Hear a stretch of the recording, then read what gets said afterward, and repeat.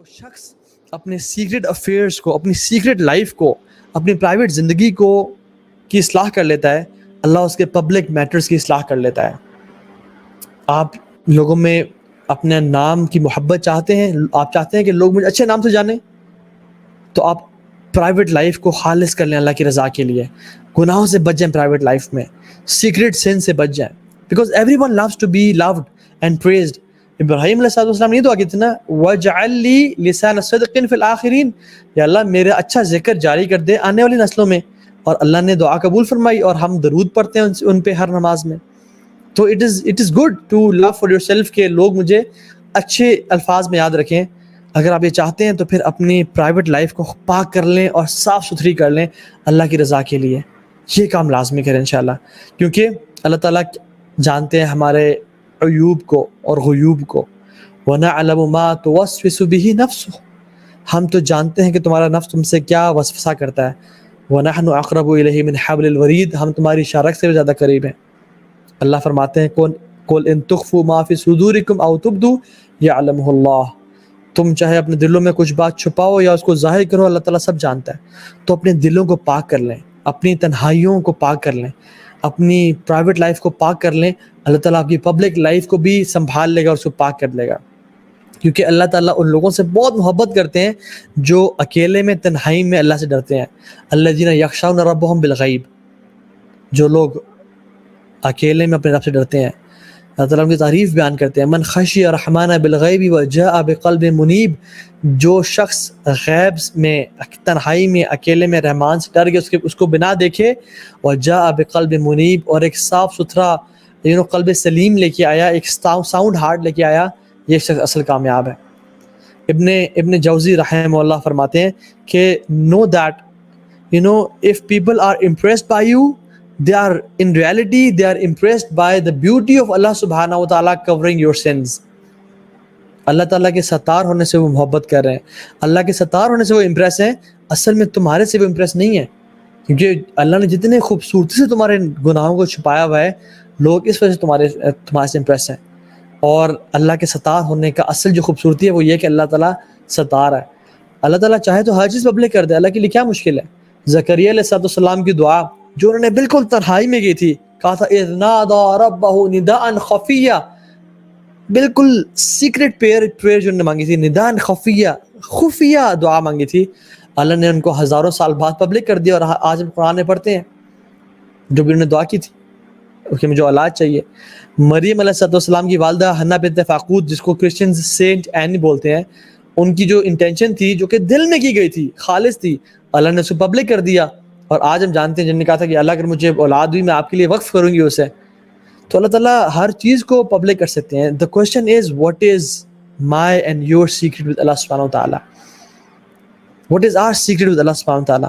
جو کہ قیامت کے دن ہم چاہتے ہیں کہ اللہ تعالیٰ لوگوں کے سامنے عیاں کرے اور مجھے بتائے کہ ہم نے تمہیں اس لیے لوگوں سے بلند کیا۔ 7 لوگوں کو عرش کا سایہ نصیب کیا جائے گا نا، ان میں سے ایک شخص کون ہے؟ رجل ذکر اللہ خالیا ففاضت عیناہ، جس نے اکیلے میں اللہ کو یاد کیا، اپنے گناہوں کو یاد کیا، اس کی آنکھوں سے آنسو بہہ پڑے۔ This was his secret. So what is my and your secret with Allah subhanahu wa ta'ala if we want to have public respect؟ ٹھیک ہے، جب پبلک رسپیکٹ ہوگی تو پھر ہی اللہ تعالیٰ رزق دیں گے۔ اور تیسری نصیحت، من اصلح ما بینہ و بین اللہ اصلح اللہ ما بینہ و بین الناس، جو اپنے اور اللہ کے بیچ میں افیئرس کو سدھار لیتا ہے، اللہ تعالیٰ بندے اور لوگوں کے بیچ میں افیئر سنبھال لیتے ہیں۔ آپ اس کنیکشن کو ٹھیک کر لیں، اللہ تعالیٰ لوگوں کے ساتھ کنیکشن کو آپ کو ٹھیک کر لے گا۔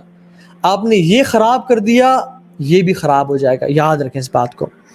سلف صالحین کہا کرتے تھے کہ ہم جب بھی ہم سے کوئی گناہ ہوتا ہے نا، تو اس کا ایول ایفیکٹ ہم اپنی بیوی میں، اپنے بچوں میں اور اپنے رائڈنگ بیسٹ میں دیکھتے ہیں کہ وہ ہماری نافرمانی کر رہے ہیں۔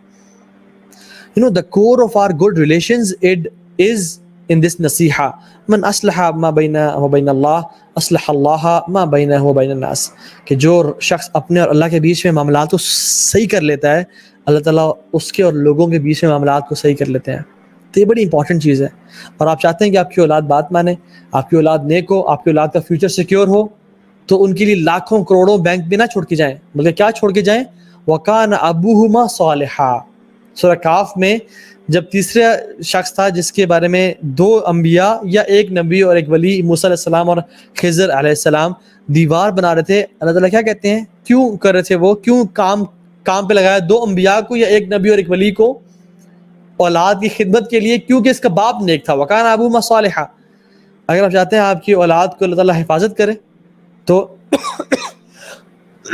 پھر آپ نیک بن جائیں, ہم نیک بن جائیں, کیونکہ اللہ سبحانہ تعالیٰ اپنے نیک لوگوں سے بہت محبت کرتا ہے اور ان کی محبت لوگوں کے دلوں میں ڈال دیتا ہے. جبریل علیہ السلام کی حدیث میں کیا آتا ہے کہ اللہ تعالیٰ جس سے محبت کرتے ہیں وَنَادَ جبریل کو بلاتے ہیں اور کہتے ہیں میں فلاں سے محبت کرتا ہوں, تم بھی فلاں سے محبت کرو, اور پھر تمام ڈویلرز آف ہیونز کے دلوں میں اس بندے کی محبت کو ڈال دیتے ہیں. اور آسمان کی مخلوق جو کہ نورانی مخلوق ہے, فرشتے اس سے محبت کرتے ہیں, اور تمام دنیا کے لوگ بھی اس سے محبت کرتے ہیں, اور فرشتے ان کی زبانوں پہ بولتے ہیں اور ان کے دلوں میں اس بندے کے لیے محبت ڈال دیتے ہیں. لیکن اگر اللہ تعالیٰ کسی بندے سے نفرت کرتے ہیں, بلاتے ہیں جبریل کو, میں فلاں سے نفرت کرتا ہوں, تم بھی فلاں سے نفرت کرو, اور پھر تمام ملائکہ میں اس بندے کی نفرت کو ڈال دیا جاتا ہے, اور تمام ملائکہ اللہ کی مخلوق ان سے نفرت کرتی ہے, اور پھر اس دنیا میں آ کے بھی لوگوں کے دلوں میں اس بندے کی نفرت ڈال دیتی ہے.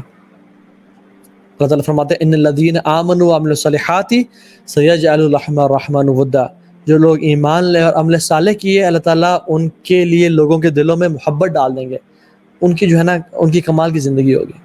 تو اسلام میں جو ویلتھ مینجمنٹ کا کانسیپٹ ہے نا, وہ اسلام نے ہمیں سکھایا ہے کہ تم نے مال کمانا کہاں سے اور خرچ کہاں پہ کرنا ہے.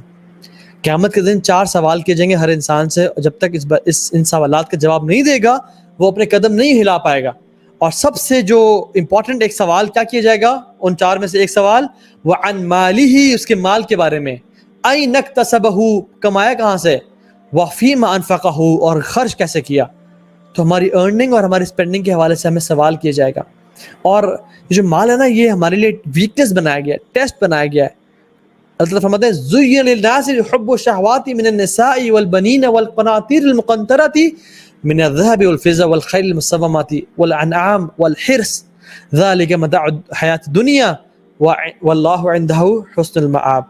اللہ تعالیٰ نے یہ جو گھوڑے, مال, چاندی, اولاد, یہ ہمارے لیے زینت بنائی ہے, اٹریکشن بنائی ہے, لیکن اصل جو چیز ہے وہ ہے واللہ عندہ حسن المآب, کہ جو اللہ کے پاس ہے آخرت میں, اصل وہ چیز ہے.